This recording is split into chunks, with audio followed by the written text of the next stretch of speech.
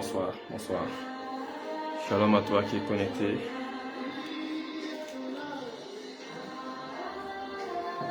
Shalom, shalom. Pendant que tu partages et que ce fond dont nous n'avons pas le droit de Nathaniel Bassé, nous écoutons et nous attendons activement que tu te connectes au nom de Jésus.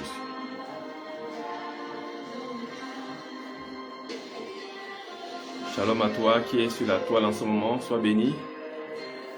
Partage, connecte-toi.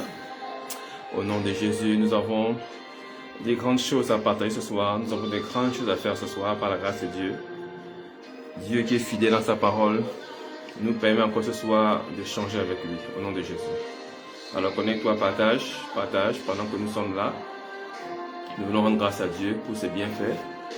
Merci, shalom, Pasteur Nadège, shalom à Maman Ménora Doré, shalom à tous ceux qui sont connectés, shalom à Florence, shalom à toi, shalom à Maman Guylaine, shalom Maman Guylaine, je t'ai pas oublié, sois béni, shalom pour ta fidélité et ta présence en ce lieu.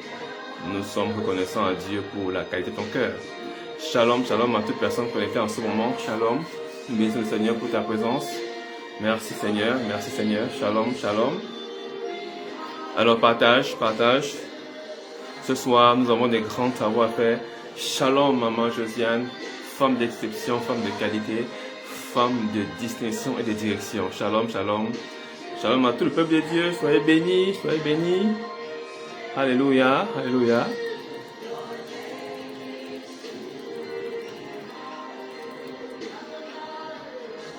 Shalom.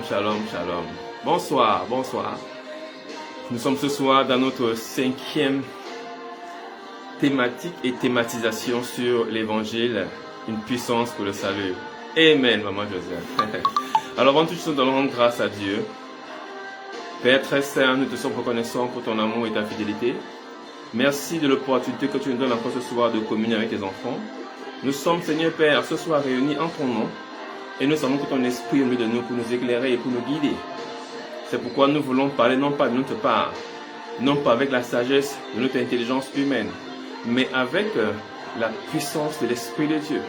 Nous venons ce soir pour une démonstration d'esprit et de puissance. Afin qu'au nom de Jésus, la foi de tes enfants soit fondée non pas sur l'homme que je suis, mais sur Dieu. Nous voulons te recommander les cœurs des personnes ainsi connectées, que ta grâce couvre chacune des maisons, et que l'abondance soit le partage au nom de Jésus. Amen. Shalom, Maman Delvada, femme de feu. Shalom à toutes les femmes de distinction. Shalom. Soyez bénis, vous peuple de Dieu, soyez bénis. Pendant que nous sommes encore là, sur ce fond sonore, cette puissante mélodie divine de chant de Bassé du Nigeria, dont nous ne tenons pas les droits, nous voulons absolument que tu sois connecté et que tu partages. Alléluia. Alors partage et ta vie ne sera plus jamais la même. Et je le répète encore une fois de plus, quand l'homme de Dieu déclare que ta vie ne sera plus jamais la même, ce n'est pas un euphémisme, ce n'est pas une parole en l'air, ce n'est pas une parole de spectacle, c'est une parole qui déclare la vérité. Et quelle est cette vérité? C'est que ton intelligence sera rassasiée et remplie, tu recevras un repas solide et ce repas solide va te faire passer à une nouvelle dimension de ta croissance spirituelle. C'est ainsi que ta vie ne sera plus jamais la même. Alléluia. Les choses que tu ne comprenais pas hier vont commencer à s'éclaircir et tu comprendras davantage et ainsi de suite. Et au fur et à mesure, ta foi s'affermira. Tu seras davantage dans la lumière et les ténèbres n'auront plus d'emprise sur ta vie au nom de Jésus. Alléluia. Alors, je bénis le Seigneur pour ta présence. Ce soir, comme je disais, nous sommes dans notre 5e partie de Hallelujah. Thank you, Mama Josiane. Thank you. You are blessed. Bless your heart. Bless everyone on this platform. Bless everyone. You are blessed. Bless you. Thank you, Jesus. Alors, ce soir, nous sommes partis pour notre programme. Nous avons déjà thématisé depuis près d'un mois sur notre communauté qui est Mateteo. Mateteo est une communauté chrétienne dont la vision est de réintroduire Jésus dans cette génération. Voyez-vous, nous sommes une génération sacrifiée et nous ne voulons pas devenir une couverture sacrificielle dans les temps de la fin. ils ne passeront pas par nous pour sacrifier la vérité de l'évangile. L'évangile sera prôné haut et fort. Et ça nous coûtera ce que cela coûtera. Parce que nous sommes nés pour prêcher l'évangile. Nous avons été bénis pour bénir d'autres personnes. Au nom de Jésus. Thank you, Jesus. Thank you, Jesus. C'est pourquoi je déclare que tu es né de Dieu. Tu es né de la volonté de Dieu. Tu es né de la parole de Dieu. La parole de Dieu est ton partage. C'est pourquoi nous voulons absolument te déclarer au nom de Jésus que la volonté de Dieu est ce qui t'a donné vie au nom de Jésus. Alors continue à partager au nom de Jésus. Continue à partager au nom de Jésus, continue à partager pendant que nous sommes là. Alléluia. Continue à partager au nom de Jésus. Nous rendons grâce à Dieu pour son amour, pour sa fidélité au nom de Jésus. Alléluia. Thank you, Jesus. Thank you, Jesus. Thank you, Jesus. Merci Seigneur pour ta grâce. Amen, amen. Alléluia. Alors, nous avons démarré. Tu peux le communiquer sur les plateformes. Alléluia. Nous avons démarré. Merci, merci. Nous avons pas assez de lumière. Au nom de Jésus. Au nom de Jésus. Alléluia. Thank you, Lord. Thank you, Lord. Alors, nous sommes à Tétéo et nous voulons réintroduire Jésus dans cette génération. Cette génération a été sacrifiée, disais-je. Et ce sacrifice est quoi? C'est qu'une erreur a été introduite dans l'évangile et cet évangile a été communiqué. Et par cette communication, nous vivons toujours dans l'erreur. Nous ne voulons plus vivre dans l'erreur, nous voulons vivre dans la connaissance au nom de Jésus. Merci Seigneur pour ta grâce. Merci Seigneur pour ta grâce. Merci Seigneur pour ta grâce au nom de Jésus. Cette erreur doit être corrigée, elle doit être absolument éteinte dans notre vie afin que nous soyons des hommes et des femmes puissamment assis sur la connaissance de Dieu. J'insiste beaucoup là-dessus. Et comment devons-nous procéder? En réintroduisant Jésus dans cette génération, nous allons équiper le croyant, t'équiper toi, afin que tu saches qui tu es en Jésus-Christ, afin que tu saches ce que Jésus peut faire à travers toi, afin que tu saches ce que tu as à travers Christ. Voyez-vous, beaucoup d'enfants de Dieu ont perdu le b.a.-ba de leur foi chrétienne. Ils ne savent plus ni la gauche ni la droite de la foi chrétienne. Ils sont transportés à tout vent de doctrine. Et l'endoctrinement est passé dans une dimension antichristique, au point où les enfants de Dieu ne se retrouvent pas. Alors, nous allons à l'église tous les dimanches, nous allons à l'église en semaine dans les programmes, nous suivons des live streams sur YouTube, Facebook et toute autre plateforme, mais notre cœur ne reçoit pas le repas qui lui est dû. Notre esprit n'est pas nourri convenablement à la parole de Dieu. Nous recevons des enseignements, certes, mais ce sont des motivations, ce sont des exhortations, ce sont des encouragements, mais nous ne recevons pas la parole de Dieu, parce que la parole de Dieu est ce qui fonde notre vie, car c'est par elle que le monde a été fondé. Alors si la parole de Dieu fonde l'humanité, fonde l'univers, combien de fois en sera-t-il pour notre vie? C'est pourquoi nous voulons fonder nos vies sur le rocher des âges, sur le berger de nos âmes qui est Jésus-Christ, le Shiloh, la parole révélée et faite chair. Nous voulons absolument que nos vies soient totalement transformées par la connaissance de Jésus-Christ. Telle était d'ailleurs la prière de l'apôtre Paul, qui priait pour le renouvellement de l'intelligence, qui priait que nous recevions l'esprit de sagesse et de révélation dans la connaissance de Jésus-Christ, afin que nous sachions quelle est la grâce et la gloire, la richesse attachée à notre appel. Nous devons avoir cette richesse, parce que notre appel n'est pas un appel pour manger des bonbons, c'est un appel pour la rédemption, un appel pour la gloire de Dieu. Alléluia. Dieu ne t'a pas appelé afin de simplement regarder ton beau visage, mais Dieu t'a appelé pour régner avec lui. Alléluia. Et tu dois savoir que tu es roi et fille de roi et fils de roi. Et par ta position royale, tu as l'autorité et tu as la domination et tu as reçu l'ordre d'assujettir les esprits qui sont dans l'air, dans l'eau, sur la terre et dans la forêt. Tu as l'autorité sur la terre et tu as l'autorité dans le visible et dans l'invisible par ton sacerdoce royal, parce que tu es une nouvelle génération, une nation sainte, une montagne élevée. Tu es une lumière non pas placée sous une table, mais placée sur une table, afin d'illumer les gens de ta maison, afin d'illuminer ta famille, parce que le salut t'a été sauvé, t'a été donné autant pour moi pour sauver toi et ta famille. Alléluia. Et ce salut n'est pas négociable, ce salut n'est pas corruptible, à moins d'en avoir été correctement enseigné et informé. Voyez-vous, un jour, mon défunt père me demandait quelle est l'arme la plus fatale en guerre. Et je disais, c'est certainement la bombe atomique. J'étais si jeune et je connaissais les histoires qui avaient été racontées autour de la bombe atomique. Il m'a dit, non mon fils, l'arme la plus fatale, c'est l'information. Alléluia.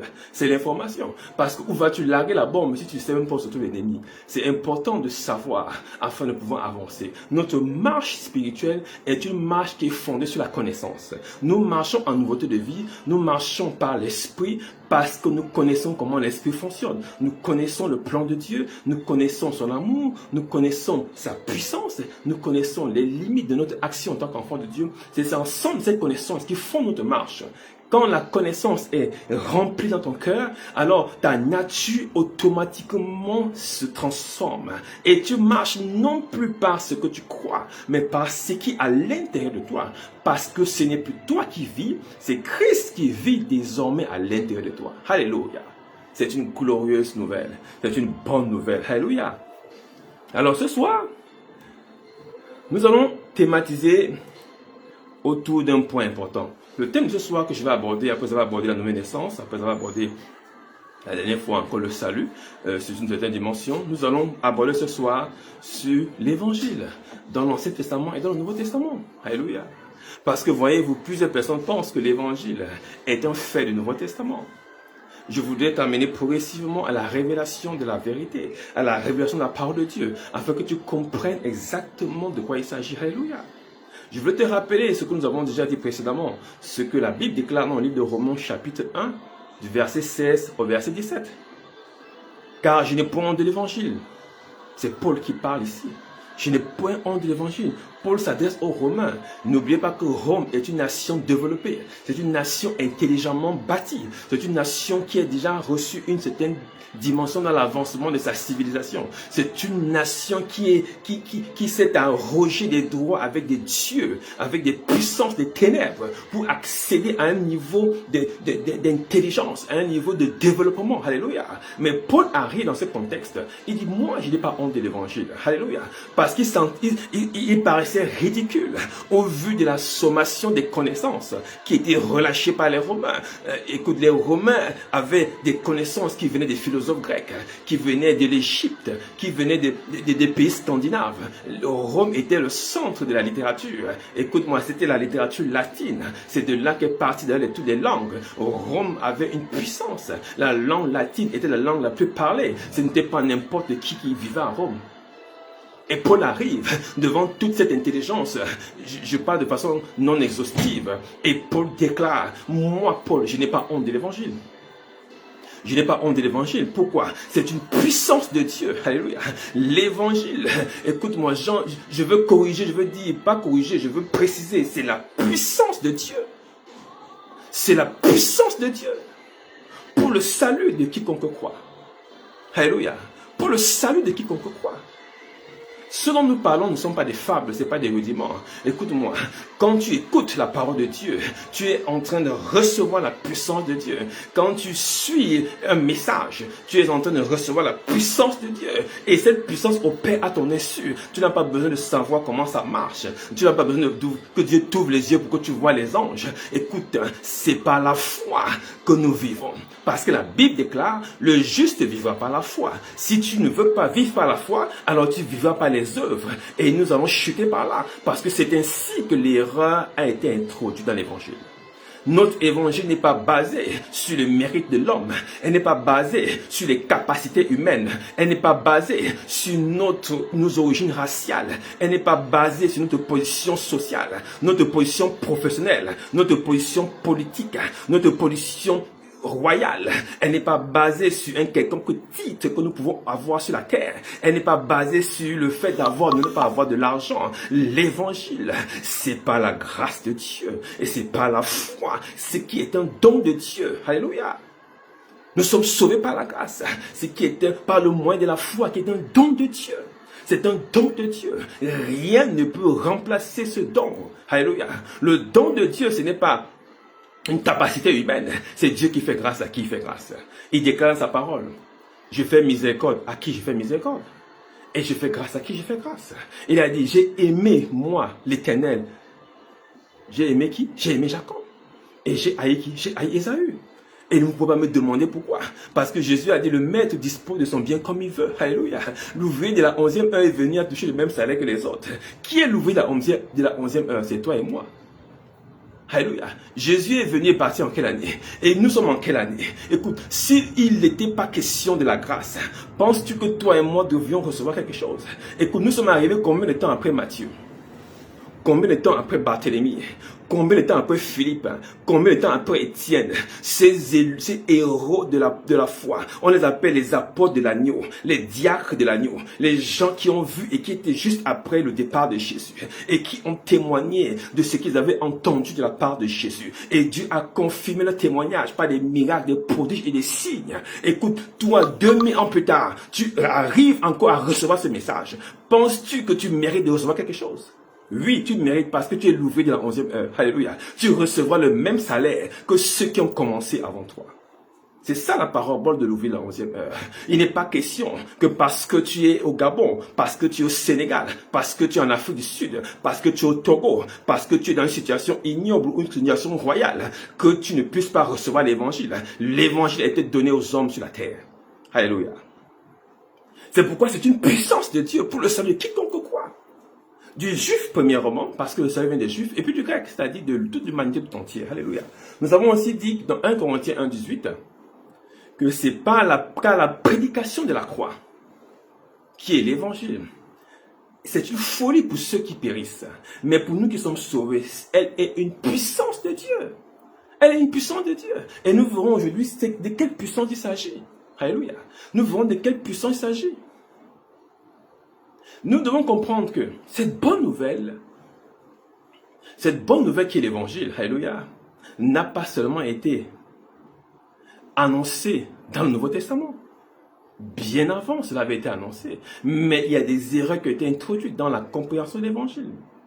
Alors nous allons comprendre aujourd'hui quelle est cette erreur et comment l'évangile était interprété et comment ça se voyait dans le Nouveau Testament. C'était quoi le salut dans l'Ancien Testament? Et c'est quoi aujourd'hui le salut dans le Nouveau Testament? Et y a-t-il une différence entre le salut de l'Ancien Testament et le salut du Nouveau Testament? Est-ce que ce n'est pas une bonne question? Nous devons répondre à cette question aujourd'hui.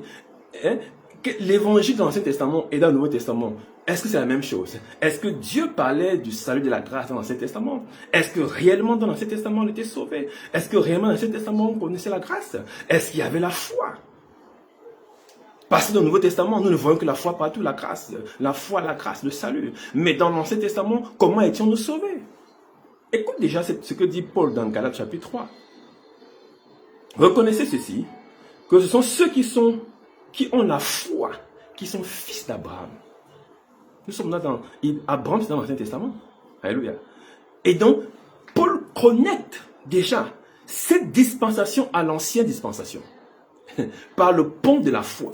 Il dit ceux qui ont la foi dans cette saison, dans cette dispensation de la grâce, ces personnes sont les fils d'Abraham. Mais comment est-ce que tu peux être le fils d'Abraham? C'est dans l'Ancien Testament. Il y a quel rapport entre lui et moi? Alléluia. Le rapport qui est entre lui et toi, c'est la foi. Alléluia. Aussi, l'écriture prévoyant. L'écriture, donc la parole de Dieu, prévoyant que Dieu justifierait, donc rendrait juste les païens par la foi, a d'avance annoncé cette bonne nouvelle, l'évangile, à Abraham. Toutes les nations seront bénies en toi. De sorte que ceux qui croient sont bénis avec Abraham le croyant. Je dis, nous parlerons de la bénédiction ici, là. Et tu comprends ce qu'est la bénédiction. Il dit, cette bonne nouvelle a été annoncée non seulement à Abraham, mais à travers Abraham plus tard, puisque Dieu prévoyait cela, aux païens également. Alléluia. Écoute, je ne sais pas dans quelle église allait ton père, mais je pense qu'il y a au moins 150 ans, personne ici n'allait à l'église. Alléluia. Personne dans cette nation n'allait à l'église. Personne peut-être international à l'église. Il y a très peu de gens qui étaient convertis. Il y a même 10 ans, personne n'allait à l'église dans ta famille. Il y a même 5 ans, personne n'était converti. Alléluia. Mais Dieu avait prévu cela. Il avait prévu que dans ta famille, même en 2018, même en 2019, l'évangile arrivera chez toi. Et que par l'acceptation de Jésus dans ta vie, en le recevant comme ton sauveur et ton Seigneur, tu devais être connecté à Abraham par la foi. Vous voyez donc que Paul ne fait pas le différence déjà dès le départ entre cette dispensation de la grâce après le départ de Jésus, parce que Paul apparaît après le départ de Jésus, et l'Ancien Testament. Il met les deux au même niveau. Par la foi, toi et moi sommes fils d'Abraham et frères d'Isaac.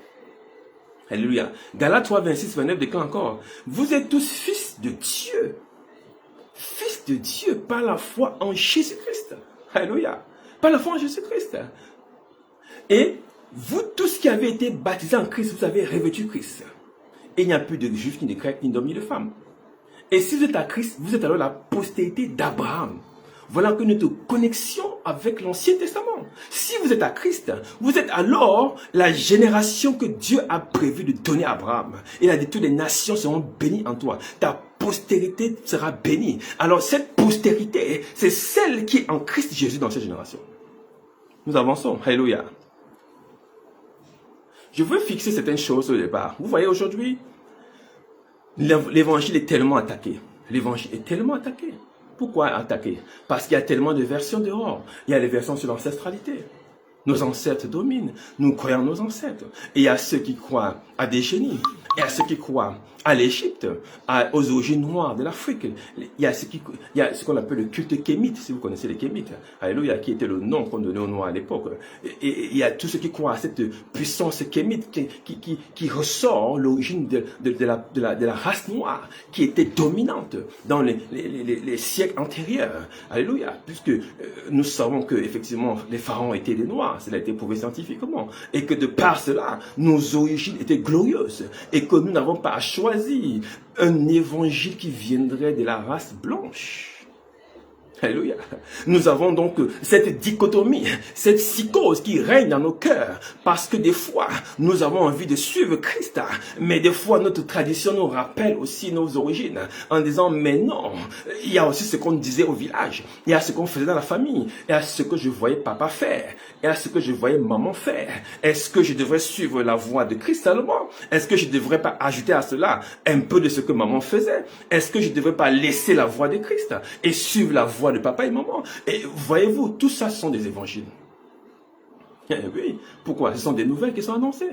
C'est pourquoi Paul a dit, si on vient vous annoncer un autre évangile, un autre Jésus, un autre esprit, vous le supportez fort bien. Vous le supportez fort bien. Écoute-moi, pourquoi? Parce que derrière un message, il y a un messager, et derrière un messager, il y a un Dieu. Est-ce que tu me suis très bien? Je dis, derrière un message, il y a toujours un messager, et derrière un messager, il y a un Dieu. C'est-à-dire que chaque message a une source d'inspiration. Nous avons vu récemment, dans le livre Actes chapitre 7, que quand Philippe est arrivé en Samarie, il était poussé par l'Esprit de Dieu, et Dieu a confirmé ce qu'il annonçait, qu'il avait entendu de la part de Dieu, par Jésus-Christ, et qui avait été transmis par les apôtres. Dieu confirmait par des signes, des miracles et des prodiges. Mais la Bible dit qu'il y avait un autre homme, Simon, qui étonnait les gens par la magie. Nous voyons donc par là qu'il y avait deux sources d'inspiration. Alléluia. Écoute-moi, quand tu écoutes certaines choses, ne écoute pas de façon littérale. Va dans le background, essaie de comprendre ce qui inspire cette information. Parce que j'ai envie de te dire, ni mon grand-père, ni le grand-père du chef de l'État, le plus chef de l'État, n'a planté un arbre sur la terre. J'en appelle souvent l'intelligence des humains. Alléluia. Écoute, personne ne sait qui du manguier de la mangue est arrivé premier sur la terre. Personne ne sait ni de la poule de l'œuf qui est arrivé le premier sur la terre. Personne ne peut te dire l'origine de l'oranger. Est-ce les graines, des pépins d'orange ou bien l'orange qui est arrivé avant? Qui a planté ou installé un arbre ou un rocher sur la terre? Tout le monde est né et a trouvé ça sur la terre. Il faut sortir des fables et des rudiments et des bonnies mensonges qui sont relâchés et qui viennent frapper notre intelligence. Mais quand l'intelligence n'est pas nourrie, quand elle n'est pas outillée, quand elle n'est pas circoncise par la parole de Dieu, alors on peut être transporté par toutes sortes de fables et des rudiments. Écoutez d'ailleurs ce que dit Pierre. Pierre dit, dans 2 Pierre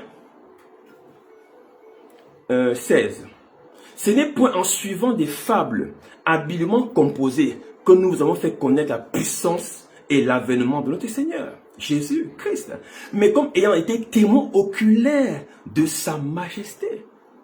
Et les gens qui ont vu Jésus, qu'est-ce que les gens racontent? Et si on veut débattre sur l'exemple au nom de Jésus, ça c'est un autre problème. C'est pourquoi moi je te conseille, alléluia, ne débat jamais avec quelqu'un sur ta foi dès lors qu'elle n'est pas d'accord que Jésus est Seigneur. Parce que le fondement de tout échange, de tout débat sur la foi, c'est de reconnaître que Jésus est Seigneur. S'il ne reconnaît pas cela, c'est pas la peine, tu perds ton temps. Alléluia. Tu perds ton temps. Vous n'allez jamais vous entendre. Ne rentre pas des débats fallacieux, des dieux des familles, des ancêtres et des kémites, de toutes ces choses qu'on enseigne aujourd'hui. Alléluia. Parce que même les pharaons n'ont pas pu fendre le Nil. Alléluia. Écoute-moi, Dieu a poussé Moïse, a dit tends ton bâton vers la mer. Et la mer s'est fendue. Alléluia. Pas le Nil, la mer rouge, autant pour moi. Alléluia. Pharaon, dans toute sa suprématie, ne l'a pas faite. Écoute-moi très bien. C'est bien d'écouter les histoires de l'ancestralité, mais de l'ancestralité et de Dieu qui est venu avant qui? Alléluia. Qui est venu avant qui? Et Pierre précise, parce que Pierre est en train de persuader, parce que l'évangile a un pouvoir de persuasion. C'est ce qu'on appelle la démonstration d'esprit. Et cette persuasion que Pierre relâche, il dit non, non, non, ne pensez pas que ce qu'on vous raconte c'est des fables. Écoutez-moi très bien, ce dont je vous parle, j'ai été témoin oculaire de ces choses. Est-ce que Pierre existait, oui ou non? Oui. Alors, est-ce qu'il ment? Non. Point barre, alléluia. Est-ce qu'il ment? Non. Est-ce que c'est Pierre qui a planté les oliviers en Jérusalem? Non. Il est né là trouver les oliviers. Est-ce que c'est Moïse ou Pharaon qui a créé le Nil? Non. Pharaon, tous les matins, se levait et allait se mettre au Nil parce qu'il était séduit par le Dieu de cette rivière, de ce fleuve. Alléluia. Écoute, Jésus lui-même apporte un cachet à la révélation. Et précise que ce qu'on vous raconte n'est pas faux. Lui-même vient citer l'Ancien Testament. Écoutez ce que Jésus dit dans le livre de Matthieu au chapitre 24 à partir du verset 36. Quand on lui pose la question sur la fin du monde, dans l'eschatologie de la fin des temps. Il dit ceci: pour ce qui est du jour et de l'heure, personne ne le sait. Personne ne le sait. Ni les anges des cieux, ni le Fils, mais le Père seul. Et verset 37. Ce qui arriva du temps de Noé arrivera de même à l'avènement du Fils de l'homme. Qu'est-ce qui est arrivé au temps de Noé? Il y a eu déluge. Est-ce que le déluge est un mensonge? Personne n'a vu le déluge, mais Jésus confirme qu'il y a eu déluge. Est-ce que tu lis la Bible? Alléluia. Jésus confirme qu'il y a eu déluge. Alléluia. Dans le livre de Matthieu, au chapitre 24. Il dit, mais c'est celui qui persévérera, au verset 13, dans le même livre, celui qui persévérera jusqu'à la fin sera sauvé. C'est quoi persévérer? C'est demeurer dans la foi. On peut te raconter plein de choses, on peut te dire plein de choses, mais demeure dans la foi. C'est ça qui va te sauver. Alléluia. Ne te laisse pas transporter par tout vent de doctrine. Ne laisse pas l'ennemi venir balayer ta foi. Ne laisse pas les circonstances venir balayer ta foi. Ne laisse pas les événements venir rapetisser ta foi. Parce que ta foi fait de toi un géant sur la terre. L'ennemi a peur d'une chose, c'est ta foi. Alléluia.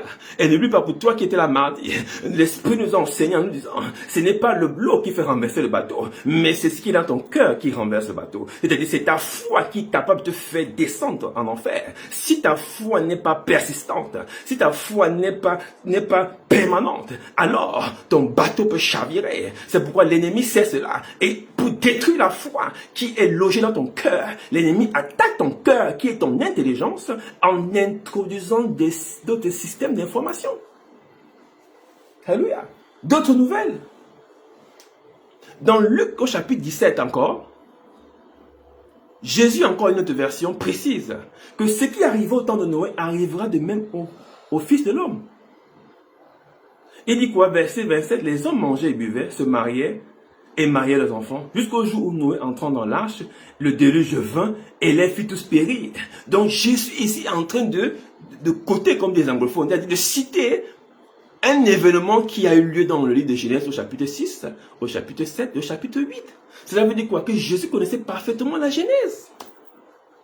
Alléluia. Il connaissait. Il n'était pas debout comme ça, mon frère et ma soeur. Il lisait la Bible. C'est pourquoi je t'encourage à méditer la parole de Dieu. Pourquoi? Parce que la croissance spirituelle n'est pas un décret. La croissance spirituelle est une injection permanente des versets dans ton cœur pour pouvoir grossir ton entendement et faire de toi une autorité spirituelle. On ne croit pas entre 24 heures. On croit progressivement en recevant des doses de la parole de Dieu. Et ce qui fait qu'au fur et à mesure, ta tente s'étend. Ton expansion, ton champ de vision, ta perspective de vue s'étend, change, se transforme. Et ta foi chrétienne devient plus forte. Alléluia. On est à l'église, non pas pour régler nos problèmes, on est à l'église pour maintenir le cap avec notre foi. Alléluia. Là où tu es en train de m'écouter en ce moment, ce n'est, certes, il y a des choses que tu veux rien dans ta vie, mais la chose fondamentale à régler, c'est ta foi. Alléluia. C'est ta foi. Comprends-le. Et tu comprendras tout à l'heure. C'est très important à comprendre. Et c'est là où l'erreur a été introduite. Il a dit, recherchez d'abord le royaume de Dieu et sa justice. Et le reste, pourquoi? Parce que le Père connaît tes besoins. Il connaît tes difficultés. Il connaît tes challenges. Il te connaît personnellement puisque c'est lui-même qui t'a appelé. Écoute-moi, s'il t'a appelé, c'est qu'il a préparé ce par quoi tu dois évoluer. Il ne peut pas être moins intelligent qu'un être humain. Parce que l'être humain, qu'est-ce qu'il fait? Quand une femme tombe enceinte, écoute-moi, avant même que l'enfant n'apparaisse, on commence à faire le trousseau du bébé. On va déjà faire la layette. On prépare déjà les habits. On cherche la couleur du bébé en regardant le sexe. On prépare. Si toi qui es méchant arrives à faire cela à ton fils, combien de fois Dieu le Père? Alléluia. Le Père te connaît. Il connaît tes challenges. Mais le problème du Père, c'est qu'il faut que tu sois dans l'arche pour être sauvé. En dehors de l'arche, tu ne pourras pas être sauvé. C'est ça le problème du Père. Et si tu n'es pas dans l'arche, alors le déluge va t'emporter. Mais si tu es dans l'arche, alors tu es sécurisé, protégé. Quelqu'un me suit? C'est pourquoi il précise dans le livre de Luc 17, verset 33, celui qui cherchera à sauver sa vie, la perdra. Et celui qui la perdra, la retrouvera. Qu'est-ce que le Seigneur veut nous dire ici? C'est quoi sauver sa vie? La perdra. C'est pourquoi plus tard il dira, celui qui veut me suivre porte sa croix et me suit. C'est quoi porter la croix et suivre Jésus? Et c'est quoi sauver sa vie?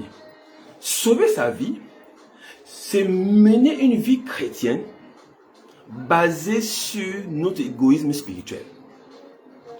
Alléluia. Cela veut dire prier rien que pour notre propre égoïsme. Prier pour notre nombrilisme, prier pour notre situation, prier pour notre vie uniquement et ne pas avoir une communion avec le Père. Combien d'enfants de Dieu envoient le feu, font le retour à l'envoyeur, brisent, cassent, incendient, détruisent, arrachent, bombardent, cassent, alléluia, mais ne parlent pas avec Dieu. Est-ce que le langage de Dieu c'est briser, casser, bombarder, envoyer le feu? Alléluia. Dieu est un Père. Tu viens me voir, moi, je suis ton Père. Tu me dis, papa, je casse, je bombarde, je brise. Mon fils, de quoi est-ce que tu parles? Je n'entends rien du tout.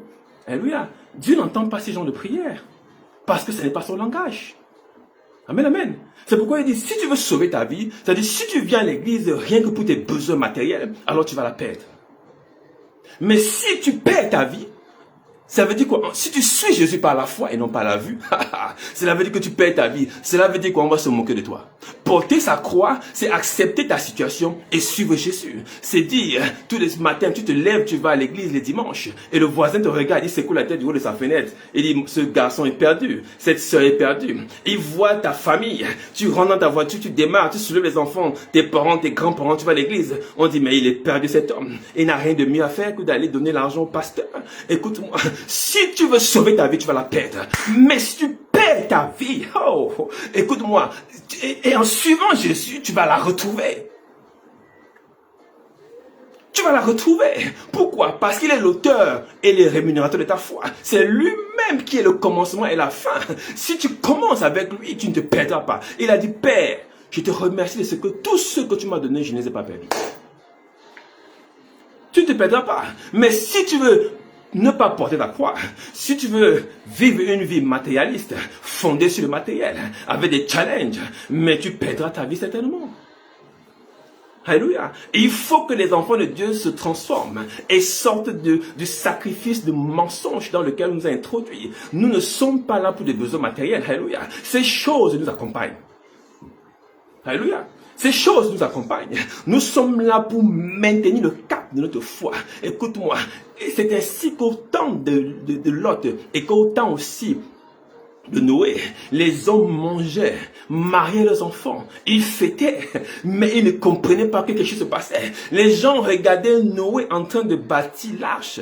Ils passaient, ils disaient, c'est un fou. Écoute-moi, je vais te dire une chose. Pendant que Noé était en train de bâtir l'arche, il n'y avait pas d'eau. Tu me suis très bien? Il n'y avait pas d'eau. Pendant qu'on te voit aller à l'église, on dit, mais tu chasses quel démon? Tu poursuis quoi?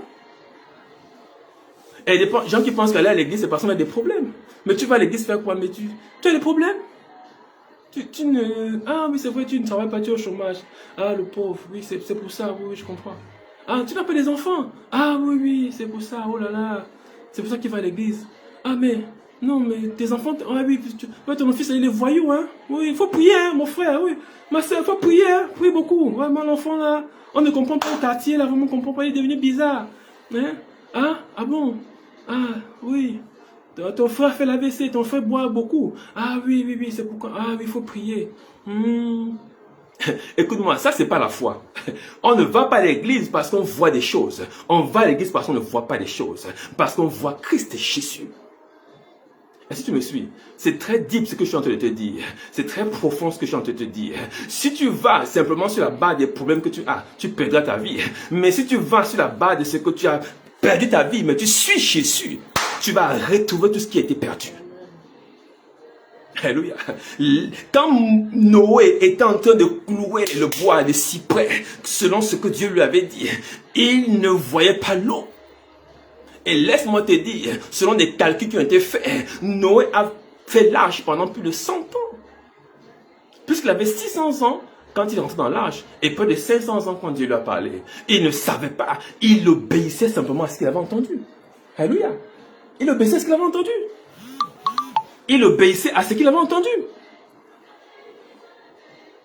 Et personne ne voyait l'eau. Écoute-moi, si on voyait l'eau, on pouvait comprendre. Alléluia. Ne crois pas que tu es là parce que tu as un souci. Ne crois pas que tu es là parce que ta santé est défaillante. Ne crois pas que tu es là parce que ton enfant a un problème. Ne crois pas que tu es là parce que tu veux régler une situation. Non, non, non, non, non. Ça, c'est des choses que tu vois. Laisse-moi te dire, tu es là pour celui le véritable. Tu es là pour adorer celui qui te donne le souffle de vie. Tu es là pour rendre de la gloire à Dieu. C'est ainsi que tu as perdu ta vie. Mais laisse-moi te dire, en posant cet acte de foi, tu es en train de retrouver ta vie. Ta véritable identité spirituelle. Ta véritable personnalité. Réellement qui tu es. En suivant un message, en étant là pendant 1 heure à écouter, tu es en train de remettre les choses à l'endroit. Pendant que tu m'écoutes, le Saint-Esprit est en train de recoller les morceaux, d'arracher des kystes, des myomes et des fibromes, des tumeurs malignes et bénignes. Pendant que tu es assis, le Saint-Esprit est en train de régler la tête, la mémoire de tes enfants. Les anges sont en mouvement autour de ta maison. Parce que là où la parole de Dieu est prêchée, les anges ont envie d'écouter. Parce que cela a été donné aux hommes, non pas aux anges. Ce n'est pas pour les anges que Christ est mort. Il sur la croix est ressuscité. Il s'est sacrifié pour toi et pour moi, mon frère et ma soeur. C'est pourquoi pendant que tu es là, les anges viennent écouter pour dire waouh, c'est pour ça qu'il est mort. Pour ces choses, pour ces révélations. Et les fils de Dieu sont en train d'écouter cela. C'est merveilleux. Écoute-moi, pendant que je suis en train de relâcher le message de la foi, le Seigneur sur son trône de la grâce donne des instructions permanentes pour régler ta maison, pour fixer ta maison, pour fixer ta santé, pour fixer ton mariage, pour fixer tes finances, pour fixer tes économies, pour fixer tes projets fonciers, pour fixer ta vie. Dieu est ton Père. Alléluia. Dieu est ton Père. Dieu est ton Père. Écoute-moi très bien. Et il y a eu une erreur qui s'est introduite. Pourquoi? Parce que nous n'avons pas vu la foi dans l'Ancien Testament. Nous n'avons pas vu. Nous avons commencé à voir la foi dans le Nouveau Testament, mais nous n'avons pas vu. Les mots me manquent pour exprimer ce que je ressens et ce que je comprends. Alléluia. J'essaie de traduire ce que je comprends. Alléluia. Et j'espère que vous comprenez. Pardonnez ma diction. J'essaie de l'améliorer. Alléluia. Dieu me fera grâce. Alléluia. Alors je dis ceci. Dans le livre de Genèse chapitre 3, nous allons voir maintenant. C'était quoi exactement le salut dans l'Ancien Testament? Nous allons le comprendre dans 2 dimensions. Parce que le problème, c'est que l'Ancien Testament, quand il est lu, l'attention est plus attirée sur le spectacle. Ah oui, oui, oui. Suivez mon regard. David et Goliath. David et Goliath. C'est le Goliath de ma famille. Il ne peut pas tenir devant la pierre de David. Il sera balayé. Gédéon, Samson, Josué, Moïse. Écoute-moi, dans l'Ancien Testament, il y a des faits puissants qui sont relatés et qui, s'ils ne sont pas correctement enseignés, renversent la foi et remettent le mérite à l'endroit. Or, le juste vivra par la foi. Et quelle est cette foi dans l'Ancien Testament? Lisons Genèse 3,15. Alléluia. Nous lisons aussi dans le livre de... Nous constatons que Dieu fait une promesse à venir. Tout au long de l'Ancien Testament, il y a des promesses d'un Messie à venir qui sauvera son peuple des péchés. Dans l'Ancien Testament, on fait une promesse d'un Messie à venir qui va arriver et qui donnera son esprit, qui le relâchera sur toute chair. Alléluia. Job est arrivé à un niveau où il a dit, écoute-moi, pour ma part, dans Job 19, 25, pour ma part, je sais celui qui me rachète est vivant. Mon Rédempteur s'élèvera le nez sur la terre. Alléluia. Il y avait, dans l'Ancien Testament, il y avait une connaissance du Rédempteur. Les gens connaissaient le Rédempteur. Tu vas lire dans le livre des Hébreux, à partir du chapitre 1, dans tout Hébreu, tu vois comment on parlera des héros de la foi. On parlera de Gédéon, on parlera de Job, on parlera d'Abraham, on parlera de Moïse, on parlera de Josué. Ces gens ont cru. Ils étaient dans l'Ancien Testament. Ils ont cru en quoi? Ils n'ont pas cru à une grandeur matérielle. Ils n'ont pas cru que Dieu sauvera leur vie de façon ponctuelle. Ils n'ont pas cru que Dieu leur donnera de l'argent. Ils n'ont pas cru que Dieu va restaurer leur corps. Ils n'ont pas cru que Dieu va venir renverser l'ennemi. Écoute-moi, chaque fois que l'ennemi était renversé, c'était une image de ce qui devait arriver. Écoute-moi. Ces gens connaissaient le Rédempteur. Ils en avaient une précise compréhension. C'est pourquoi la Bible déclare qu'ils ont vu de loin et l'ont salué. Ce que je dis est très profond. Je sais que tu comprends ce que je dis. Alléluia. Ils ont vu de loin, ils ont salué. Mais il y avait des choses qui avaient été introduites, qui avaient porté les gens à mal comprendre le salut. Alléluia. Mal comprendre le salut. Regardons ce qui s'est passé dans l'Ancien Testament. Nous prenons un exemple simple. Alléluia. L'histoire de David et Goliath dont je parlais plus haut. Alors, nous voyons une situation qui se pose en face du peuple israélite, du peuple hébreu. Un Philistin, un géant se lève et vient menacer le peuple hébreu. Et le roi Saül est désemparé. Et David apparaît, je paraphrase un peu, et combat Goliath, détruit Goliath, égorge Goliath et remporte la victoire. Et le peuple est sauvé. Alléluia. Mais ce combat était une illustration, une image, une parabole du type de foi qu'il fallait avoir. Écoute, cette foi dans l'Ancien Testament a été beaucoup galvaudée jusqu'à ce jour. Nous prêchons beaucoup dans l'Ancien Testament. Nous prêchons des exploits que Dieu va faire dans nos vies. Écoute-moi, ces exploits ne se feront pas. Pourquoi? Parce que ce n'est pas le but de la foi. Le but de la foi, c'est pas de renverser Goliath. Il fallait comprendre dans la symbolique de l'acte et du combat entre David et Goliath. Nous avons beaucoup disserté là-dessus il y a 1-2 mois en arrière. Dans cette symbolique, il y avait des messages que Dieu voulait passer à son peuple pour comprendre comment le salut va se passer. Alléluia. Il y avait une symbolique. Alléluia. Il faut comprendre exactement de quoi il s'agit. Il ne s'agissait pas simplement d'un combat. Il s'agissait d'un message. Je vous prends un autre exemple, l'exemple de Joseph. Alléluia. On a l'habitude de prêcher Joseph. Écoute, tu es le Joseph de ta famille. Tu es le Gideon de ta famille. Écoute-moi, même si tu souffres comment, Dieu va te relever. Je prophétise. Toi, tu es le Joseph. Non. Ce genre de message introduit l'erreur dans notre foi. Alléluia. Je ne veux pas que tu aies peur, parce que les gens vont se dire, mais finalement, alors on prie pourquoi? Et pourquoi est-ce que nous jeûnons? Pourquoi nous allons à l'église? Je t'ai dit, ces choses vont t'accompagner. Écoute-moi très bien. Si tu ne suis pas Jésus, tu perdras ta vie. Ne prie pas sur la base de ce que tu ressens et de ce que tu vois. Prie sur la base de la foi, de la rédemption à venir, du salut qui va être manifesté en Jésus-Christ. Alléluia. C'est très important à comprendre. Je veux te développer un peu ce qui s'est passé avec Noé. Écoute-moi très bien. La Bible nous dit ceci. Dans l'Ancien Testament, dans Hébreux 11, à partir du verset 7, par la foi, écoute-moi, nous sommes en train de parler de Noé qui a apparu dans la Bible dans Genèse chapitre 6, 7, 8. Et dans Genèse 6, verset 8, la Bible déclare que Dieu fit grâce à Noé. Écoute-moi, si Dieu fait grâce à Noé, ça veut dire que Noé a cru en Dieu. Et si Noé a cru en Dieu, ça veut dire que Noé avait la foi. Et si Noé avait la foi, ça veut dire que Noé était un fils d'Abraham. Est-ce que tu me comprends très bien? Noé est ton frère. Noé est ton frère. Puisqu'il a la foi, comme toi aussi tu as la foi aujourd'hui. Dans l'Ancien Testament, cette foi était manifestée, mais elle était voilée. Elle n'était pas révélée. Elle était voilée. Pourquoi? Parce que l'entendement des enfants de Dieu n'était pas encore fixé. Et ils n'avaient pas encore reçu la promesse qui était le Saint-Esprit. Ils ne pouvaient pas comprendre. Ils ne pouvaient pas comprendre ce dont parlait le Seigneur. C'est comme maintenant, on peut ne pas comprendre ta vie. On peut te regarder et penser que tu es fini. On peut te regarder et penser que ta vie est achevée. On peut te regarder et penser que c'est terminé pour toi. Mais ils ne peuvent pas comprendre que tu es dans un processus. Alléluia. Tu es dans un processus. Et ce processus va se terminer par la victoire. Il ne se terminera pas par la mort. Ton processus est un processus de victoire. Écoute-moi. Même si hier, tu semblais être fatigué, même si hier, tu semblais être abandonné, même si hier, tu avais été recalé, même si hier, tu avais reçu un diagnostic terrible, même si hier, ta famille t'avait lâché, même si hier, ceux sur qui tu t'appuyais t'ont abandonné, mais laisse-moi te dire, ce qu'ils ont fait est un processus, ce n'est pas un plan de mort, ça fait partie des étapes de ta vie, parce que tu dois grandir. Écoute-moi, on ne peut pas arriver à un certain point sans avoir grandi de l'intérieur.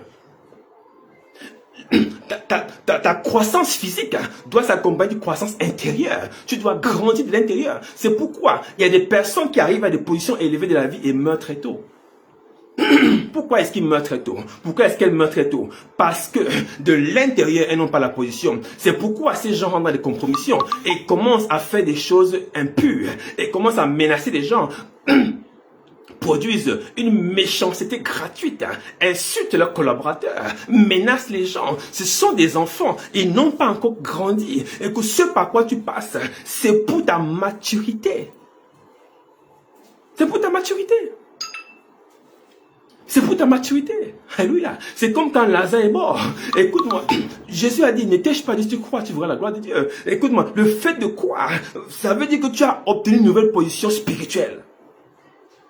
Alléluia. Ne te laisse pas emporter, ne te laisse pas assujettir par les circonstances, parce que ce par quoi tu passes, les événements de ta vie sont un plan qui est établi d'avance pour ta maturité. Écoute, si tu n'es pas mature, il y a des choses qui ne pourront pas tomber dans tes mains. La maturité requise en chrétienté, c'est important d'être mature même dans la foi. Alléluia. Et donc, dans Hébreux 11, par la foi, Noé a construit le bateau. Alléluia.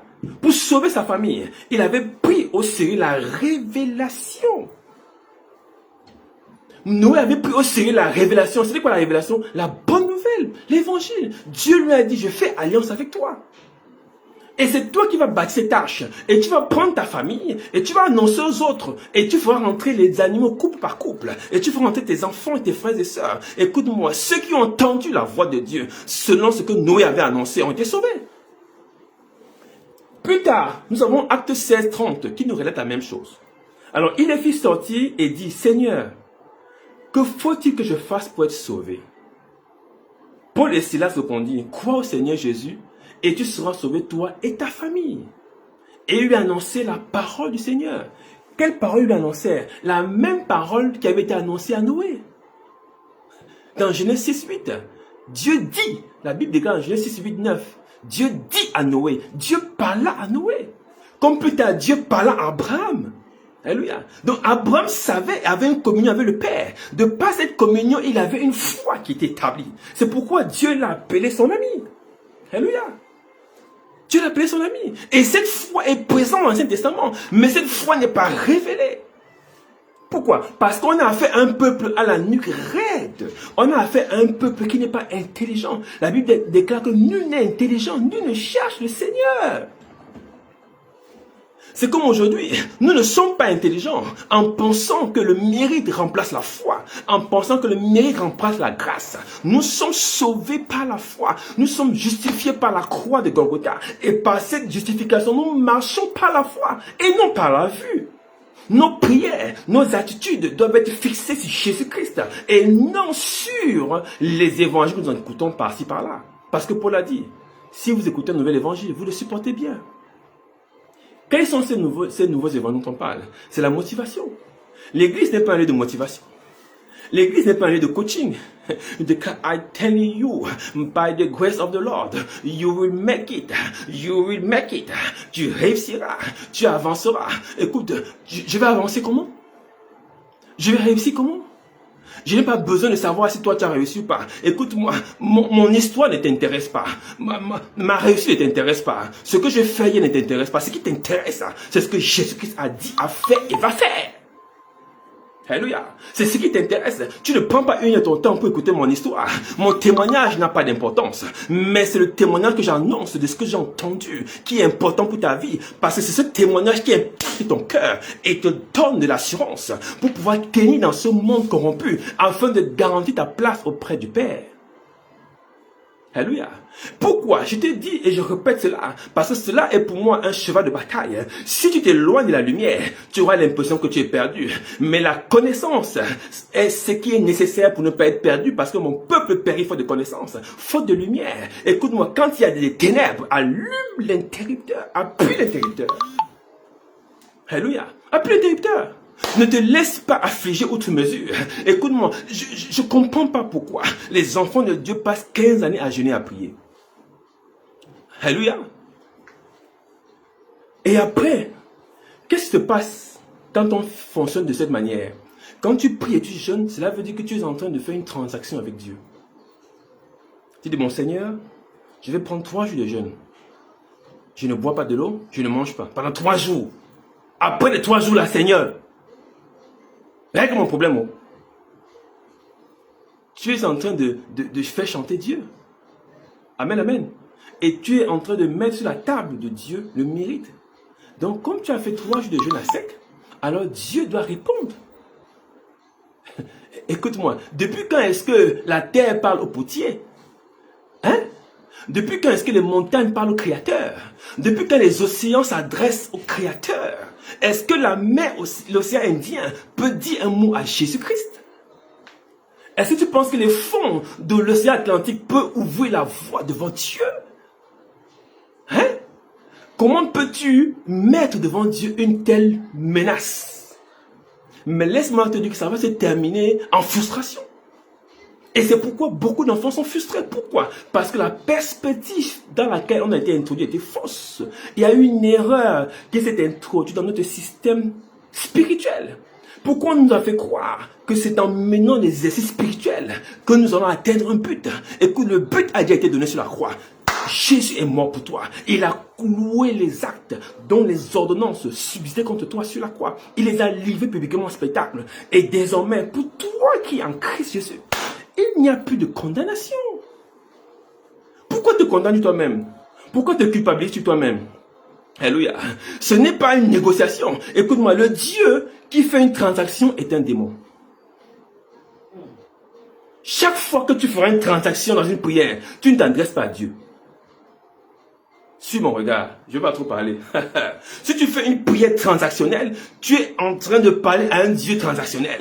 Écoute-moi, je connais très bien là où on fait des transactions. C'est dans les temples et dans les milieux bizarres. On fait des transactions pour avoir ce qu'on veut avoir. Mais notre Dieu n'est pas un Dieu que nous cherchons. C'est un Dieu qui vient vers nous. C'est le Dieu de la grâce. Écoute-moi, la Bible déclare, à peine mourrait-on pour un juste, mais pendant que tu étais encore pécheur, Dieu a témoigné son amour en mourant pour toi. Tu étais là quand il est mort? Est-ce que ton père était là quand il est mort? Est-ce que ton ancêtre, le plus ancêtre, était là quand il est mort sur la croix? Est-ce que tu connaissais l'intention de Dieu au jardin d'Éden? Écoute-moi, cela ce n'est que des erreurs, de croire qu'on peut menacer Dieu. Non, ce n'est pas ainsi qu'on appuie l'évangile. L'évangile dans l'Ancien Testament, quand il est lu, on a l'impression que le combat, c'est de là où est né l'idée du combat spirituel. Parce que les gens pensent qu'en combattant spirituellement, en usant des armes spirituelles, du feu, du sel, de l'eau et des bougies et de ces choses, alors on va bouger Dieu. Dieu ne bouge pas. Si Dieu n'a pas pu bouger quand Lucifer s'est révélé, ce n'est pas à cause de toi qu'il va bouger. Alléluia. Personne ne va bouger. C'est là où l'erreur s'est introduite. L'erreur s'introduit, c'est pourquoi je dis au nom de Jésus, ta vie ne sera pas une erreur. Et ta vie ne sera pas l'image de l'erreur qui a été introduite. Ta vie ne sera jamais une erreur. On ne lira pas ta vie comme un livre, un roman qu'on jette à la poubelle. Ta vie sera une célébration. Ta vie sera un phare dans ta génération. On s'appuiera sur ton modèle pour pouvoir se projeter vers l'exemple et vers la réussite au nom de Jésus. Je déclare que tout ce qui veut annuler ta lumière sera éteint au nom de Jésus. Et de toute manipulation hasardeuse, spirituelle et sorcellaire, voulant attaquer ta lumière, est éteinte au nom de Jésus. Tu n'es pas le fruit d'une manipulation, tu es le fruit de la volonté de Dieu. Et cette volonté s'impose à ta génération au nom de Jésus. Tu n'es pas de ceux qui traverseront la vie comme regardant un train dans l'eau, qui traverse un pont sur l'eau. Tu seras de ceux qui traverseront la vie en régnant au nom de Jésus. Je dis, tu vas régner dans ta vie, tu vas régner dans ta génération, tu vas régner là où tu vis en ce moment. Ta vie sera une vie royale, une vie de succès, une vie de faveur. Je dis, la faveur de Dieu et la faveur des hommes va te localiser au nom de Jésus.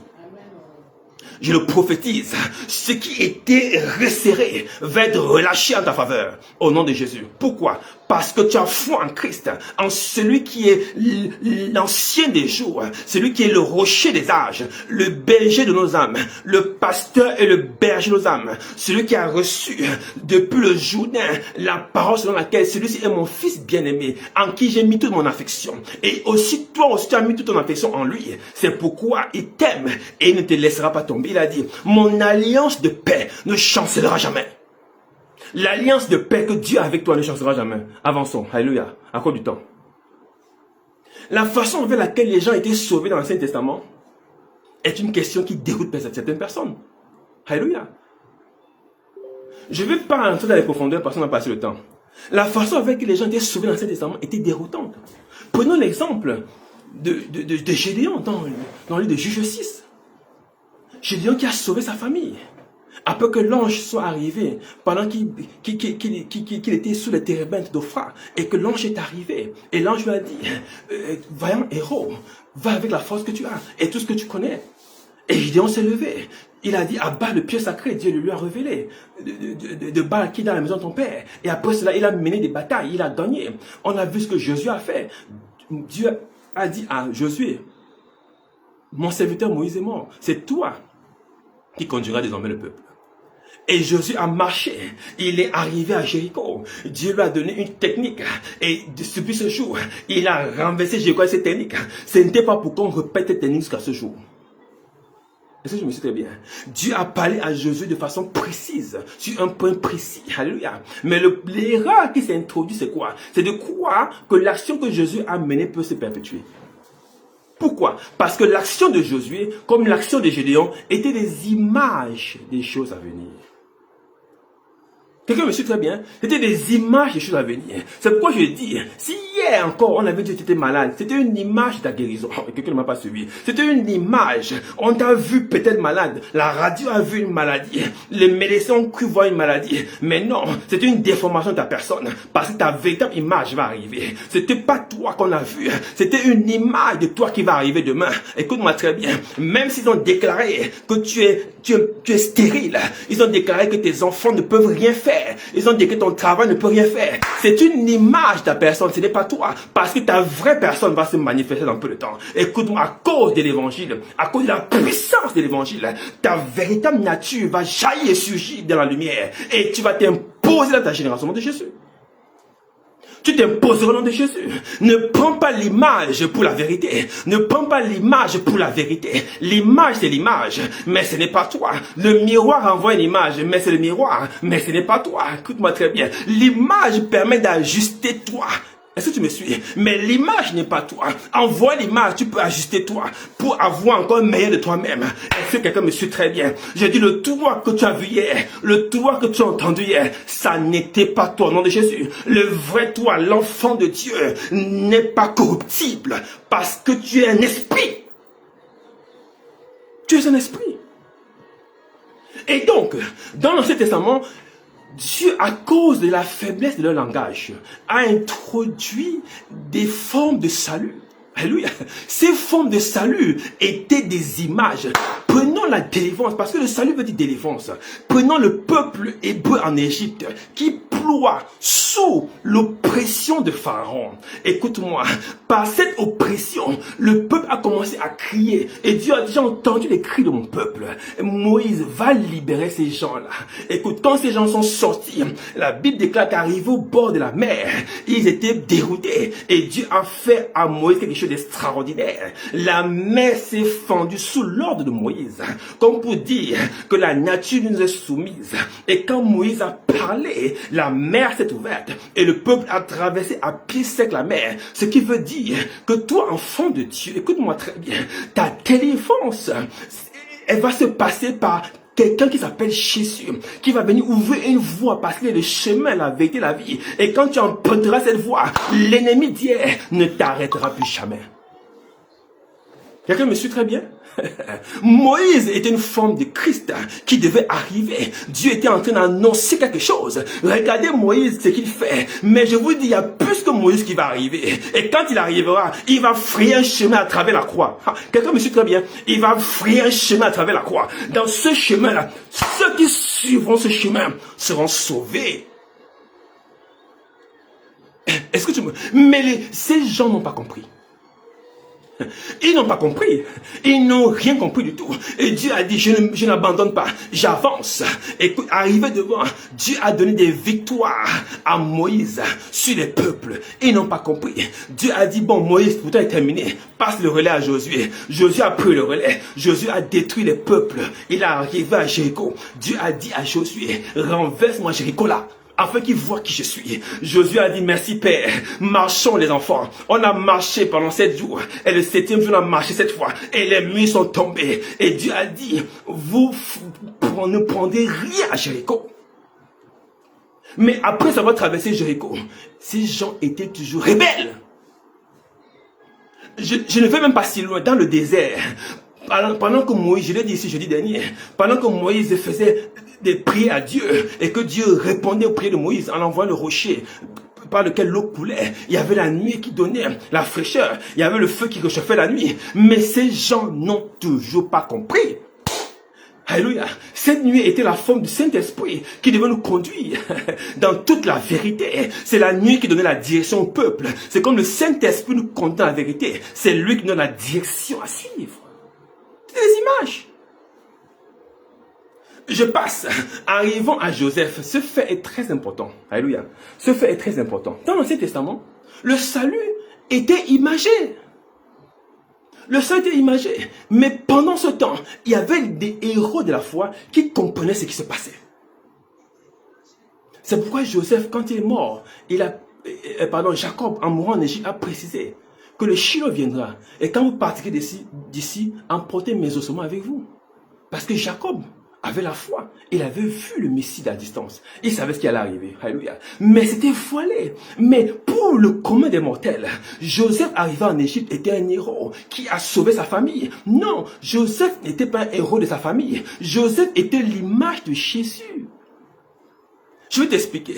Joseph était le fils le plus aimé de son père. Jésus est le bien-aimé de son père. Est-ce que tu m'entends très bien? Joseph n'était pas aimé par sa famille. Jésus n'était pas aimé de ses frères. Joseph a été vendu par ses frères. Jésus a été vendu par ses frères. Est-ce que tu me suis très bien? Écoute-moi. Jésus a été crucifié sur la croix, est mort et ressuscité, et assis à la droite de Dieu le Père. Joseph a été vendu, ce qui est le symbole de la descente. Il est allé en prison, et de la prison, il a été relevé, revêtu de nouveaux vêtements, et assis à la droite de Pharaon. Et la position de Joseph était l'image du Messie qui arrivera, qui nous sauvera et qui s'asseyera à la place, à la droite du Père et qui nous préparera une place. Écoute-moi, quand Joseph est arrivé en Égypte et qu'il s'est assis à la droite de Dieu le Père, la Bible déclare qu'il a prévu la meilleure place pour ses frères. Alléluia. Une meilleure place pour ses frères. Et cette meilleure place, c'est là où il a installé sa famille. C'est pourquoi il a dit, je m'en vais auprès du Père vous préparer une place. Parce que dans la maison de mon Père, il y a plusieurs places. Il y a plusieurs places. C'était l'image du paradis, là où Dieu va régner avec nous. Et que tu me suis très bien. Ce n'était pas que Joseph était venu simplement pour remporter des victoires. Non, c'était une lumière qui était en train de se répandre à travers ce message. C'était une lumière. Et cette lumière n'était pas visible, elle n'était pas compréhensible, elle n'était pas assimilable. Pourquoi? Il n'avait pas encore reçu l'esprit à venir. Et n'ayant pas reçu l'esprit, il ne pouvait pas comprendre. Nous allons entendre parler de ce genre de choses et vous allez comprendre beaucoup de choses. Alléluia. Il ne pouvait pas comprendre. Et c'est pourquoi dans l'Ancien Testament, on a l'impression qu'il n'y a pas la grâce. On a l'impression qu'il n'y a pas l'évangile. On a l'impression qu'il n'y a pas la bonne nouvelle. Et pourtant, tous ces gens sont les enfants d'Abraham. Abraham a cru à quoi? À la promesse à venir. Noé a cru à quoi? À la promesse à venir. Il a transmis l'information à ses enfants. Mais le fait que les enfants ne comprenaient pas, Dieu était obligé d'utiliser des artifices humains pour parler à ces gens de façon humaine. Parce que les choses spirituelles se jugent spirituellement, mais les choses humaines se jugent humainement. Et ces gens ne pouvant pas atteindre la dimension de ce que Dieu voulait atteindre, les préparant à recevoir le Seigneur, alors il introduisait progressivement l'intelligence dans leur cœur. Au travers de quoi? Des prophètes qui annonçaient sa parole. Alléluia. Les prophètes annonçaient sa parole. Mais qu'est-ce qui se passe? C'est ce que Paul a dit dans le livre de 2 Corinthiens chapitre 11 verset 12. Il a dit: de même que le serpent séduisit Ève par sa ruse, je crains que vos pensées ne se corrompent. Alléluia. Le problème aujourd'hui, c'est le même problème qu'hier. Ça n'a pas changé. Nos pensées. Ces gens hier n'avaient pas la pensée assez mature pour comprendre la bonne nouvelle. Il fallait que le Seigneur se manifestât afin qu'il mourût sur la croix, ressuscita, afin qu'il commence à comprendre. Alléluia. Et que le Saint-Esprit arriva sur la terre. Mais écoute-moi maintenant. De la même manière, plus tard, maintenant que le Saint-Esprit est arrivé, les gens continuent à douter. Pourquoi? Parce que leur pensée est corrompue cette fois-ci. Notre pensée est corrompue. Par quoi? Par les évangiles que nous recevons. Il dit ceci: car si quelqu'un vient vous prêcher un autre Jésus, beaucoup de Jésus sont prêchés aujourd'hui. Beaucoup de Jésus, je peux te dire, mon frère, ma soeur, si tu t'assois un jour avec moi, je vais te dire des choses terribles. Et que celui que nous avons prêché, ou si vous recevez un autre esprit que celui que vous avez reçu, ou un autre évangile que celui que vous avez embrassé, vous le supportez fort bien. Aujourd'hui, il s'agit de quoi? Il s'agit d'un autre Jésus, d'une autre prédication et d'un autre évangile. Mais hier, il s'agissait de quoi? De ceux qui ne comprenaient pas encore l'évangile. Mais maintenant que l'évangile est arrivé, on nous embrouille avec d'autres messages pour nous amener à être distraits. Est-ce que tu comprends maintenant ce qui se passe? Et ne sois plus de ceux qui sont distraits. C'est pourquoi je déclare que ta vie est fixée dès à présent au nom de Jésus. Je prophétise que le bateau de ta vie arrivera à bon port au nom de Jésus. Amen, amen. Il arrivera à bon port au nom de Jésus. Et donc, hier, le peuple de Dieu dans l'Ancien Testament vivait une vie humaine. Dieu leur parlait de façon humaine. Dieu leur montrait des événements humains pour leur donner une image. C'était la bonne nouvelle, mais de façon imagée. C'était pas encore prêt. C'est pourquoi Paul dit plus tard, à nous qui sommes arrivés à la fin des temps, nous avons eu la révélation du mystère caché de tous les temps. Ce mystère s'appelle l'évangile, la bonne nouvelle. Il était caché. Pourquoi il était caché? Parce qu'il n'était pas encore assimilable. Il n'était pas encore mature pour le comprendre. C'est pourquoi Dieu l'a caché. Et c'est pourquoi, si on n'enseigne pas correctement les enfants de Dieu, ils prendront leur vie chrétienne pour des vies matérialistes. Alléluia. Pour des vies matérialistes, pour des vies artificielles. C'est pourquoi, lorsque tu viens à Christ au départ avec un besoin, quand tu es enseigné de façon claire et nette, le besoin s'efface. Le seul besoin qui demeure, c'est Jésus. Écoute-moi, tu n'as plus besoin d'autre chose que de Jésus. Tu veux entendre de Jésus, tu veux voir dans la parole, tu veux être révélé dans la parole, tu veux comprendre les choses de Jésus. Pourquoi? Parce qu'il y a maintenant une connexion entre ton esprit et le Saint-Esprit qui atteste ce que tu entends est vrai. Et tu deviens maintenant quelqu'un qui est motivé à fond pour comprendre l'évangile. Mais quand tu arrives à l'église et avec un besoin et que le serviteur qui est là prêche un autre Jésus, c'est-à-dire un Jésus qui veut répondre à tes besoins, alors tu vas finir la frustration. Je sais de quoi je parle. J'ai un peu marché dans ces choses-là. Tu vas finir la frustration. tu vas maudire Dieu. Et tu vas quitter l'église. Tu vas abandonner la foi et tu vas t'asseoir à la maison. Et c'est alors que Satan vient te proposer un nom de Jésus. Ne te laisse pas embobiner. J'ai dit au nom de Jésus, quelle que soit la manipulation qui a été prévue pour te faire tomber, cette manipulation ne marchera pas au nom de Jésus. Je défie quiconque veut te faire tomber. Lui-même, il tombera dans son piège au nom de Jésus. Il tombera dans son piège au nom de Jésus. Je vais terminer, le temps nous prend. Écoute-moi très bien. Le problème aujourd'hui, il faut comprendre une chose.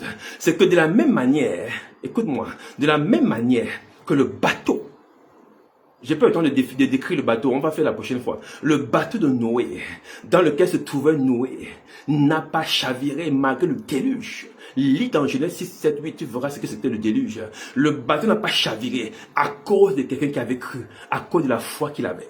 Ce qui veut dire, suis-moi très bien, ce qui veut dire que ce qui est important dans la vie d'un homme, ce n'est pas le matériel, ce n'est pas les avantages, ce n'est pas le bien-être. Ce qui est utile dans la vie d'un homme, c'est sa foi. Est-ce que tu me suis? C'est ta foi qui permet à ton bateau de ne pas subir les outrages des bourrasques. C'est ta foi qui permet à ton bateau de résister à la trahison, au mensonge. Écoute-moi, si l'ennemi introduit dans ton esprit une autre valeur, cette valeur coulera ton bateau. C'est pourquoi Paul dit, j'ai peur que de la même manière que le serpent séduisit Ève. C'est quoi la séduction? C'est l'introduction du domaine erroné. Donc le serpent a séduit Ève. Je crains que par sa ruse, je crains que par vos pensées ne se corrompent en se détournant de la simplicité à l'égard de Christ. La simplicité. Regardez comment je vous parle avec simplicité. C'est très simple. Mais c'est simple pourquoi? Parce que Dieu nous a révélé. Pour nous qui sommes arrivés à la fin du temps, nous avons reçu la révélation, gloire à Dieu. Nous avons reçu la révélation. Et donc, je crains moi aussi que les enfants de Dieu ne se détournent de la simplicité à l'égard de Christ par la modification de leur intelligence.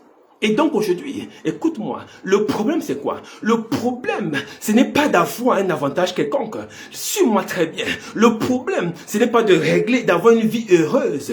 Ce n'est pas d'avoir une vie de succès. Ce n'est pas d'avoir une vie, un leadership opérant et manifeste et puissant. Ce n'est pas d'avoir toutes ces choses, parce que ces choses vont être données. Mais le problème, c'est d'avoir une foi qui ne vacille pas. C'est d'avoir une foi stable. Parce que ce que l'ennemi veut faire, c'est d'introduire l'erreur dans ta compréhension de Christ. Et c'est ce que l'Ancien Testament introduit dans le cœur des enfants de Dieu, tant ils n'ont pas le dévoilement, je veux dire la révélation de ce qui se passe dans l'Ancien Testament. L'Ancien Testament a reçu la bonne nouvelle. Et donc, la bonne nouvelle dans l'Ancien Testament et dans le Nouveau Testament est la même chose. Mais la seule différence, c'est que dans l'Ancien Testament, c'était voilé. Et dans le Nouveau Testament, c'est révélé. C'est tout. Alléluia. Et donc, mais la caractéristique fondamentale des deux côtés, c'est qu'à chaque fois, la foi devait être fixée sur Jésus-Christ. Et non sur nos besoins personnels. Sur Jésus-Christ. Écoute-moi, David n'a fait aucune prière pour devenir roi. Je peux te citer, Gédéon n'a fait aucune prière pour devenir chef de l'armée. Je peux te citer, Josué n'a fait aucune prière pour être serviteur de Dieu. Je peux te citer, Moïse, alors qu'il avait 3 mois, avait déjà embauché sa mère. Hein? Moïse a donné du boulot à sa mère, il avait 3 mois. Pourquoi? Quand la fille de Pharaon a récupéré Moïse, elle a pris la mère de Moïse pour l'allaiter encore. Elle travaillait pour Pharaon. Elle a fait quelle prière, quel jeûne pour arriver à ce niveau-là? Le bébé de 3 mois payant ça à sa mère. Tu as déjà vu ça sur la terre? Un bébé de 3 mois qui paye un salaire à sa mère. Laisse-moi te dire, ces choses, Dieu va te les donner. Je dis, Dieu va te les donner. Ce n'est pas ton problème. Ce n'est pas ton affaire. Écoute-moi, Abraham n'a fait aucune prière pour te perdre la foi. Et je peux encore ajouter, écoute-moi, Élie n'a fait aucune prière pour être enlevé de la terre. Enoch n'a fait aucune prière pour être trouvé juste. Écoute-moi encore très bien. Salomon n'a fait aucune prière pour être milliardaire. Ça n'est pas ton travail. Ces choses sont des choses de la terre. Si tu les poursuis, tu vas perdre ta vie. Poursuis ta foi. Jésus-Christ, c'est lui qui va fixer les choses et te donner selon ta capacité. C'est pourquoi je m'avais prié. Nous sommes à la fin. Alléluia. Il y a tellement de choses à dire. Il y a tellement de choses à dire. Aussi vrai que Noé a trouvé grâce devant les yeux de Dieu. Aussi vrai que Marie n'a fait aucune prière pour porter le sauveur dans ses entrailles. Écoute-moi. Ce n'est pas une prière qui va t'amener là où tu vas arriver. C'est la grâce de Dieu qui se manifeste à ceux à qui il fait grâce. Et ceux à qui il fait miséricorde. C'est pourquoi je déclare que la miséricorde de Dieu te localise au nom de Jésus. Que sa grâce soit ton partage au nom de Jésus. Je prie pour l'expansion et l'extension de ta tente. Je dis au nom de Jésus, tu vas déborder à gauche et à droite au nom de Jésus. Ta vie sera un modèle d'exemple. Ta vie sera une lumière. Ta vie sera racontée de génération en génération. À cause de ton amour pour Jésus, à cause de ta foi pour Jésus, tes générations à venir sont bénies au nom de Jésus. Elles sont bénies en Jésus. Et par cette bénédiction, on n'entendra pas de célibat. On n'entendra pas de mort subite, on n'entendra pas de maladies incurables, on n'entendra pas d'accidents, on n'entendra pas de maladies cycliques et de mort cycliques dans ta famille au nom de Jésus. Je déclare ce soir, par la foi, que toute adversion et toute adversité à ta famille est renversée à jamais au nom de Jésus. Je proclame la destruction des hôtels qui maintenaient la guerre contre les puissants des ténèbres. Tout hôtel qui manipulait ta foi, manipulait ton entendement spirituel, manipulait ta façon de prier, de jeûner, manipulait ta façon d'entendre Dieu, de lire la Bible, tout ce qui avait amené ton image à devenir ta personnalité, ces choses sont détruites ce soir au nom de Jésus. Je proclame ta guérison à tous égards. Dans le nom de Jésus, je proclame ta guérison à tous égards. Dans le nom de Jésus, je proclame ta restauration à tous égards. Dans le nom de Jésus. Je dis que tout ce que l'ennemi avait utilisé pour se connecter à toi, il a utilisé la douleur, il a utilisé l'opprobre, il a utilisé le rejet, il a utilisé la maladie, il a utilisé la pauvreté, il a utilisé les limitations, il a utilisé les refus, il a utilisé toute forme de documents administratifs bloqués. Toutes ces choses, il dit ce soir, sont relâchées à ta faveur au nom de Jésus. Je déclare maintenant qu'ils sont relâchés à ta faveur au nom de Jésus. Je prie contre toute douleur sur ta tête, toute douleur, les céphalées sur ton front, tout ce qui empêche de prier, de réfléchir, tout ce qui limite ton existence. Je déclare ta guérison maintenant. Il dit, je déclare ta guérison maintenant, Jésus. Et toute corruption dans ton corps, corruption des kystes, des fibromes, et de toute douleur bénigne ou maligne, je déclare maintenant sa disparition au nom de Jésus. Je dis ça sort et ça disparaît au nom de Jésus. Je proclame ta liberté maintenant. Je dis ta liberté maintenant. Parce que ton image, ton identité a été restaurée en Christ Jésus. Christ est le miroir de ta vie. L'évangile est ton miroir. La parole de Dieu s'est faite chair. Et je déclare aussi vrai que Jésus est ressuscité vivant et en forme. Il est ressuscité avec toi. Et également, toi aussi, tu es guéri. Tu es relevé de toute forme de douleur et d'adversité au nom de Jésus. Je rends grâce à Dieu pour sa miséricorde. Parce qu'il fait miséricorde à qui fait miséricorde. Et sa miséricorde est sur ta vie ce soir. Pour faire de toi un exemple, un modèle. Tu domineras sur le matériel. Tu domineras sur les finances. Ton économie est restaurée. Ton travail est restauré. Tes contrats sont signés. Ton mariage est validé. Tes projets sont acceptés au nom de Jésus. Je rends grâce à Dieu pour son amour et sa fidélité dans ta vie. Ces choses te sont données par-dessus tout au nom de Jésus. Comme il a donné à Moïse, comme il a donné à Josué, comme il a donné à Gédéon, comme il a donné à Élie, comme il a donné à Élisée, comme il a donné à David et à tous les rois qui ont marché sur sa parole. Il te le donne aussi également au nom de Jésus. Reçois l'abondance, reçois le succès, reçois la révélation, reçois l'acceptation, reçois la puissance au milieu des ennemis, reçois la validation de tes dossiers au nom de Jésus. Je rends grâce à Dieu pour sa parole qui s'est faite chair et qui nous a donné le pouvoir de devenir enfants de Dieu. Au nom de Jésus. Amen, amen et amen. Gloire à Jésus. Pardonnez-moi pour le temps débordé. Que Dieu vous bénisse. Alléluia. Que Dieu vous bénisse abondamment. Je suis reconnaissant pour votre présence. Toutes ces paroles sont scellées dans ton cœur de Jésus et elles ne tarderont pas à se manifester au nom de Jésus. La gloire de Dieu dans ta maison, ton toit brille de toute la gloire de Dieu au nom de Jésus. Amen, amen, amen, amen, amen. Thank you, Jesus. Merci à tous les pasteurs connectés, tous les leaders connectés de par le monde. Vous êtes bénis au nom de Jésus. Partagez ce message qui fera du bien à un frère, une sœur au nom de Jésus. Que Dieu vous le rende au centuple. N'hésitez pas à me faire part de vos requêtes, de vos prières, sujet de prière également. N'oubliez pas aussi de soutenir Matétéo, notre communauté, alléluia, parce que nous avons des grandes choses à faire ensemble. Nous ne sommes qu'au commencement, à l'introduction de notre mission au nom de Jésus. Que Dieu vous bénisse pour cela. Alléluia. N'oubliez pas ce mardi et abonnez-vous également à la page Facebook de notre communauté. Alléluia. Pour recevoir davantage de volume dans la révélation de Jésus. Alléluia. Nous sommes une génération qui veut réintroduire dans cette génération et nous le réussirons ensemble au nom de Jésus. Ensemble nous le ferons, ensemble nous réussirons au nom de Jésus. Que Dieu te bénisse. Nous nous retrouvons mardi si Dieu le veut pour des moments de prière intense et Dieu se manifeste en ta faveur. Que Dieu te garde et que sa gloire brille dans ta maison au nom de Jésus. Amen, amen, amen et shalom. Thank you Jesus. Bonne soirée à tout le monde. Amen.